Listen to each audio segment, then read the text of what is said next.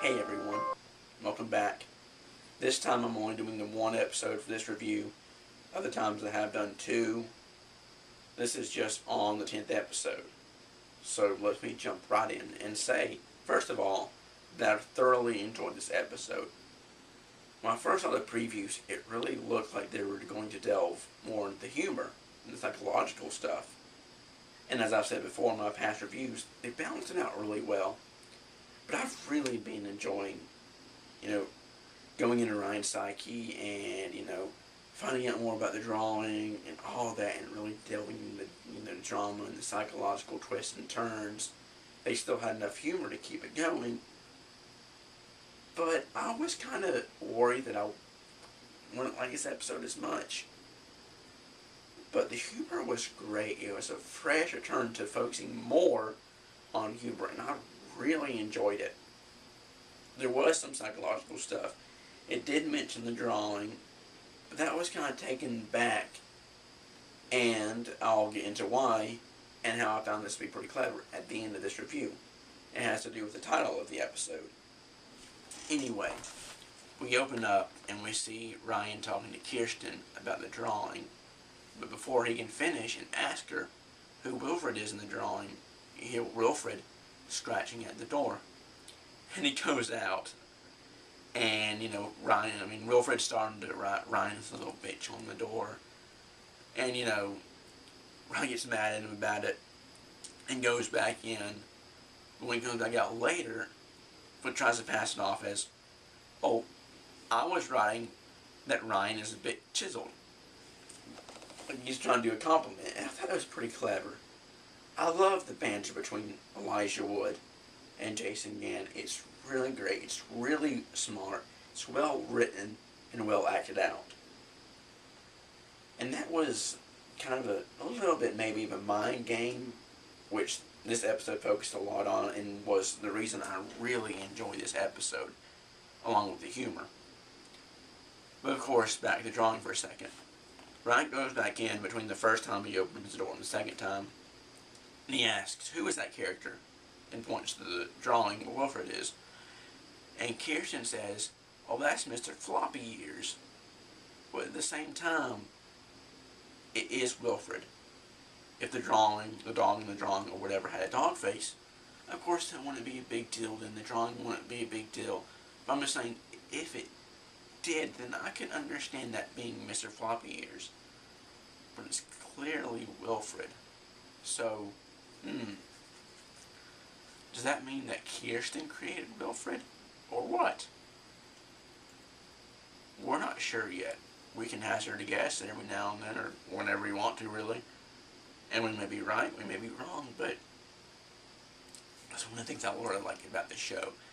It makes you think, and I was like, at that point I was trying to balance out, No, it's definitely Wilfred in the drawing, as I just said, but who knows?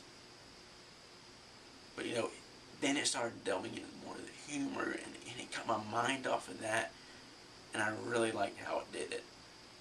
One of the things, and I've mentioned before, that I really like the show, and how it does this, is it shows that Wilfred really, really is a dog. And the little things, little habits and stuff that he shows that proves that. Or at least leads us to think it, but I'm positive he really is a dog, because he has to be. I mean, everybody else sees him as a dog, and he is the dog. And, eventually, I'm sure will be revealed as to what really is going on. But, I digress. One of the things they did in this episode, and they caught two things, I'll go ahead and name both off, even though they're at different parts in the story, and I'll jump back to other things that happened before the second part. First one was the pills and the cheese. When Wilfred was saying that Jenna used to get him to do it, eat the pills by putting him in cheese. And, dog owners and pet owners do that a lot. They'll mix in the pills with the food.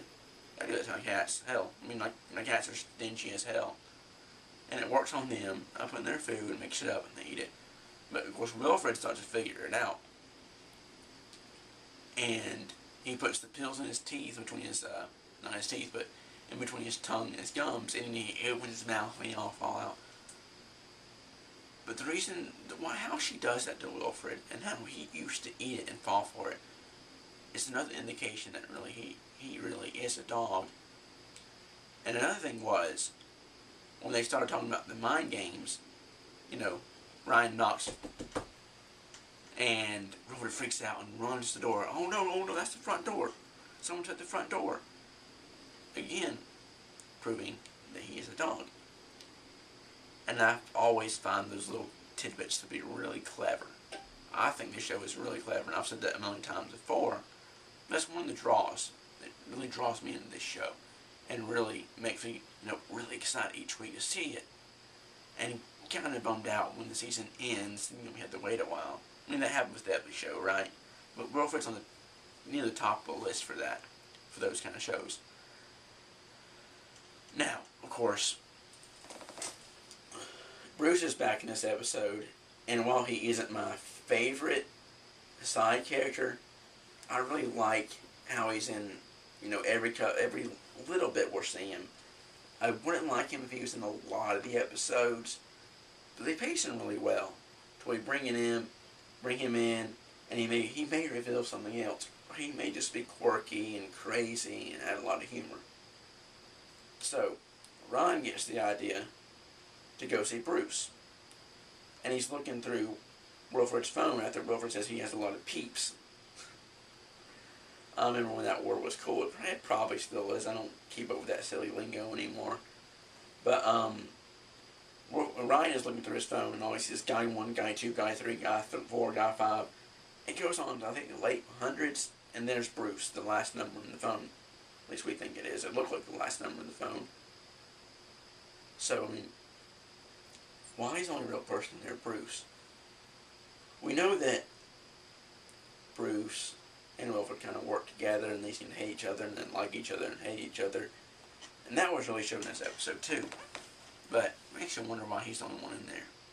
But anyway, I thought the guy thing was pretty funny. I thought that was pretty clever. So, Ryan goes to see Bruce. And now I'm wondering, if you happen to think this too, and you watch this video, well, obviously if you're watching this video, you'll hear this. But, go ahead and leave in the comments if you also thought this. And they may still do it. They didn't say at the end of the episode either way. But I was wondering if Bruce was just living in the house as if Ellie was unaware of his presence while they were on vacation. Because he said that they went to a Christian resort. Maybe he did. Maybe he didn't. Maybe we'll find out. Maybe we won't. But that was my thought. It really seems like something he would do. And I really did find his line funny when he said, "What do you think I did? Murdered an elderly couple and stole their credit cards, their info or something, and started living in their house?" And I was talking about how he gets off a weird vibe and a bad vibe and everything. Of course, Ryan tries to deny it. But that's what's strong about his character. Even if, as I said earlier, I wouldn't want him in the show too much. But anyway. Now, of course, I just talked about the mind reader thing.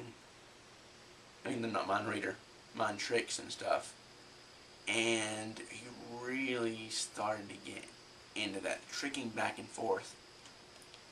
The first trick, of course, was because Ryan wanted info from Bruce. And Bruce wanted Wilfred's testicles. So Ryan tricks him to take him to the vet, which happens in a lot of shows that involve animals, but, it was still fresh. This show really does that well. I've never found it like, oh, that happened a million times before. This is cliche. This is stupid and boring. Maybe others do, but I really don't find it to be that way. I still find it to be fresh and original. Of course, Wilfred is out of it, and the vet leaves the room, and Ryan puts the bandage over Wilfred to make him think that he did get neutered. So, that was the first trick that happened, and it was the only trick that I didn't see coming. Now, I really should have seen that. But, I'll admit I didn't. But I found really funny, and the whole time I knew that Wilfred really knew what was going on, because Wilfred is smart. He was acting all effeminate, and, he was holding the bag out trying, and he had his ears tucked back, acting really girly, but even though I knew he was faking, it was still really well done. And Jason Yan pulled it off. Great. Of course, Ryan isn't innocent either. He was the first one that did the vet trick, and he was saying, "Oh no, I forgot this went by the toy store." Of course, see the giraffe in there, and he keeps trying to get Wilfred to go over there, and that was really dark and diabolical. And we've seen a lot of Ryan's darkness in the past episodes and stuff that he's done, and that's one character side I really like about Ryan. And, you know, I've said this before, but of course Elijah Wood is Frodo. Almost said Bilbo there, and he was cool as Frodo. But when I really started seeing Sin City, and especially Wilfred, it was when I really started appreciating him as an actor. I still like Frodo. I still like Lord of the Rings movies. I don't think they're as good as many people say they are, but I'm getting off topic. Back to Wilfred. Now, of course, we find out that it's all a trick. And, you know, this was something I really found to be funny. When Wilfred finds out, even though he knew all along, he starts, you know, naming off the tricks that he pulled on Ryan, of course, that Ryan at this point isn't aware about. One of the things was he said he registered him as a sex offender in Oregon. And that's just so out of the blue and random and clever. I had to laugh. I thought it was pretty funny. That was great. Of course, you know, Ryan finally admits to Wilfred that it was all a joke when Wilfred's pretending to castrate him. And that was really, it cut to commercial, but I knew Ryan was going to get out of it by admitting it, and we all did. That was pretty funny, you know, kind of a knife or an eye thing. And he raises the knife all dramatically, you know, instead of that to come down. And that leads to what I found to be one of the funniest parts of the episode. In other shows and such, I might find this to be juvenile, but when they kept punching each other in the nuts, it works so well for this kind of show. Because it's not something that I would find, you know, leave that for the young kids to laugh out, and all that. I found it to be pretty funny, well acted out, well done, and all that. Now, the last few tricks I called every trick except for the, you know, psyching out at first with, you know, when Ryan said he neutered Wilfred.